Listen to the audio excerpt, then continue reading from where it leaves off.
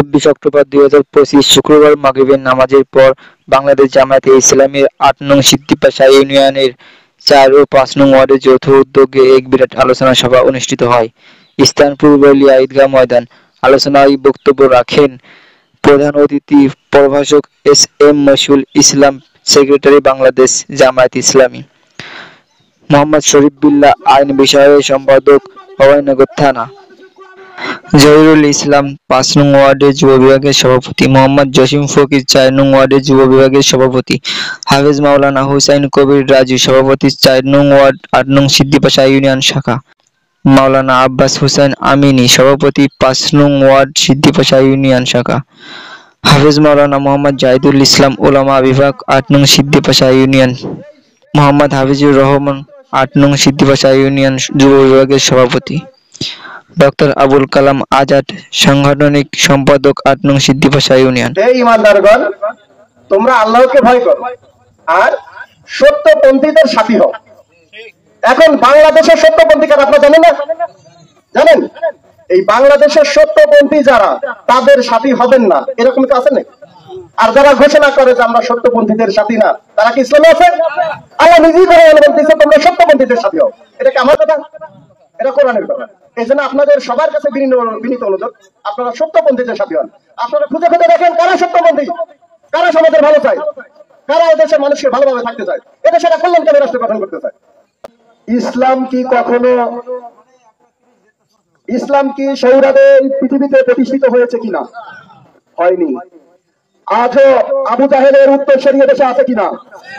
আবু হুরায়রার উত্তরসূরি আছে কিনা? তাহলে আপনাদেরও হতে হবে মুসার মতো, হতে হবে উমরের মতো গর্জন দিতে হবে। আজ আপনারা দেখতে পাচ্ছেন আমাদের প্রতিপক্ষ ভাইরা আমাদেরকে গর্জন দিচ্ছে, ফাঁকা আওয়াজ করছে। আমাদের মহিলা জামাতের মেয়েদের বাড়ি বাড়ি যে তালিম করে, তালিম করতে দেবে না, জামাতের কথা বলতে দেবে না, আমাদের কোনো সমাবেশ করতে দেবে না। এটা কি হবে? ইনশাআল্লাহ হবে না। আমরা এখান থেকে ঘোষণা দিতে চাই, যেখানে রুখবে সেখানেই প্রতিবাদ। আবার যদি এই বাংলাদেশে ঐশিক ক্ষমতা সাধারী সেই সকল রাজনৈতিক দল ক্ষমতায় আসে, তাহলে আগামী দিন এই জুলাই যোদ্ধাদের তারা ভুলে যাবে। কথা বলেন ঠিক কিনা? যেমনি ভাবে ভুলে গিয়েছে মুক্তিযুদ্ধের কাহিনী, যেমনি ভাবে ভুলে গিয়েছে ভাষা সৈনিকদের কাহিনী, শুধুমাত্র তাদের সামনে একটা কাহিনী মনে পড়ে, শুধু জামাত যুদ্ধ অপরাধী, শুধু জামাত শিবির যুদ্ধ অপরাধী, এই বলে দিয়ে ৫৪ বছর তারা কাটিয়েছে। কিন্তু আর নয়, এখন আমরা সেই গ্লানি শুনতে চাই না। এই দেশে আউযু বিল্লাহি মিনাশ শাইতানির রাজিম, বিসমিল্লাহির রহমানির রহিম, ইকাতিলুনা ফি সাবিলিল্লাহ। মন খারাপ করার কিছু নাই, ইনশাআল্লাহ বিজয় আমাদের। তার দৃষ্টান্ত এই মাগরিবের নামাজ পড়ে আমি প্রোগ্রাম স্থলে আসার সময় একজন মহিলা, সম্ভবত তার কথাই যা বুঝলাম, পুরুষ অথবা আমাদের কোনো নারী কর্মী তার কাছে দাওয়াত নিয়ে যায়নি, কিন্তু সে বাচ্চারা আমাকে রাস্তার মাঝখানে দাঁড়িয়ে বলতেছে, ভাই আমার নামটা জামাতের ফর্ম ফিল আপ করে আমাকে সংবাদ দেবেন, আপনাদের প্রত্যেকটা কার্যক্রমে ইনশাআল্লাহ আমি জীবনের ঝুঁকি নিয়ে থাকবো। এভাবে করে মায়েরা সাড়া দিচ্ছে, ইনশাআল্লাহ বিজয় আমাদের আসবে। কোন চক্ষুরঙ্গানি এক ঠেকাতে পারবে না। এই জমিন আল্লাহর, সৃষ্টি করেছেন আল্লাহ আমাদের, এই জমিনে আল্লাহর হুকুম চলবে, ঠিক কিনা? দিনের এই মজলিসে আসার বসার তৌফিক দান করছেন। সকলে সমবেত আওয়াজে সমবেত চেষ্টায় পড়ছি আলহামদুলিল্লাহ। আপনারা সকলে জবান ছেড়ে বলেন তো, হায়াতের মালিককে, মউতের মালিককে। আল্লাহর কোরআন অনুযায়ী যদি আমাদের রাষ্ট্র চলে, তাহলে কি আমাদের এই সমাজে দেশে কোনো জুলুম থাকবে? জোরে বলেন, থাকবে? এখন কোরআন অনুযায়ী দেশ চলুক, এটা আমরা চাই কিনা?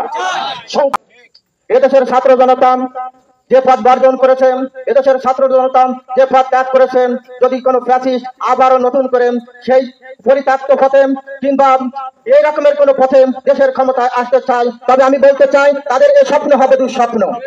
সম্মানিত উপস্থিতি, প্রায় 17টি বছর আমরা মাঠের দর্শক হিসেবে দায়িত্ব পালন করেছি, আমরা কোনো খেলা করতে পারিনি। সম্মানিত উপস্থিতি, আমরা এখন খেলা শিখে গেছি, আমরা এখন ভালো খেলোয়াড়, আমরা এবার মাঠে খেলা করব। সম্মানিত উপস্থিতি, আমাদের সামনে যদি কোনো চ্যালেঞ্জ আসে, তবে মোকাবেলা না করে আমরা মাঠ থেকে ফিরে আসবো না। আপনাদের কাছে একটা প্রশ্ন রাখতে চাই যে আপনারা কি সৎ লোকের শাসন চান কিনা? যদি সৎ লোকের শাসন চাইতে হয়, তাহলে বাংলাদেশ জামাত ইসলামীকে ভোট দিতে হবে। আমাদের প্রার্থীর নাম কি? গোলাম রসুল। অধ্যাপক গোলাম রসুল। আমাদের মার্কা কি? দাঁড়িপাল্লা। আমাদের মার্কা দাঁড়িপাল্লা। আমাদের প্রার্থীর নাম অধ্যাপক গোলাম রসুল।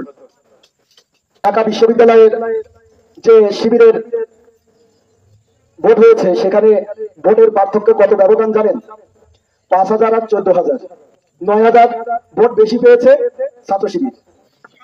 আমি আপনাদের সামনে বলবো যে আগামী ফেব্রুয়ারি মাসে জাতীয় সংসদ ত্রয়োদশ জাতীয় সংসদ নির্বাচন অনুষ্ঠিত হবে।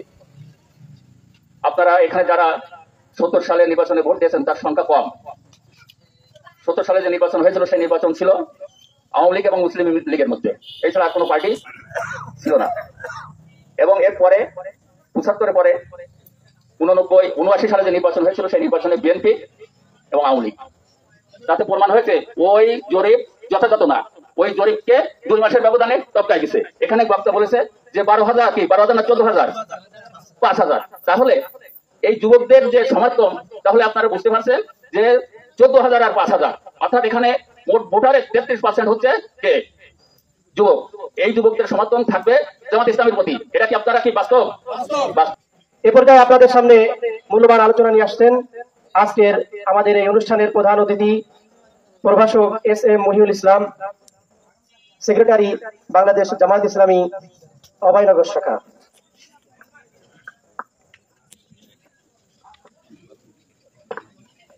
আলহামদুলিল্লাহি রাব্বিল আলামিন, ওয়াসসালাতু ওয়াসসালামু আলা আলিহি ওয়া সাহবিহি আজমাইন ওয়া আলা আকিবাতুল মুত্তাকিন। বাংলাদেশ জামাত ইসলামী সিদ্দিপাশা ইউনিয়নের 4 নং 5 নং ওয়ার্ড কর্তৃক আয়োজিত আজকের এই নির্বাচনী সভার সম্মানিত সভাপতি, মঞ্চে উপস্থিত জামাত ইসলামীর অভয়নগর মিডিয়া প্রচার সেক্রেটারি শরীফ বেলাল হুসাইন, ইউনিয়ন নেতৃবৃন্দ, প্রাণ প্রিয় সিদ্দিপাশাবাসী, আসসালামু আলাইকুম ওয়া রাহমাতুল্লাহ। আমরা দীর্ঘদিন যাবৎ মানুষের কাছে আমরা আমাদের কথাগুলো তুলে ধরতে পারি নাই।